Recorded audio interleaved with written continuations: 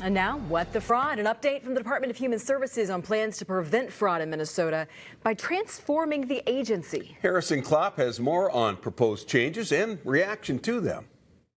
Fighting fraud is a bipartisan issue, but how to do it, well, that's where the debate begins. We think the streamlining, the simplification of the program, again, given its fragmentation and delegation, will help in that regard. Just with more direct service lines, more policy and program simplification, it just allows for easier monitoring and oversight. DHS Deputy Commissioner John Connolly hoping legislators shift focus from the use of managed care organizations to consolidating those services under DHS. These are big ideas. It's a move that he says would give the agency more control over the entire Medicaid process. Yeah, it's not a new idea. But Republicans like Joe Schumacher say it's the wrong move, as he would like to see further changes to DHS and feels that MCOs are good as is. It's not going to be what benefits the people who are receiving care. It's not going to be what benefits the people who provide the care. And it's certainly not the time to be discussing this. And while both sides agree on the need to root out fraud in the system,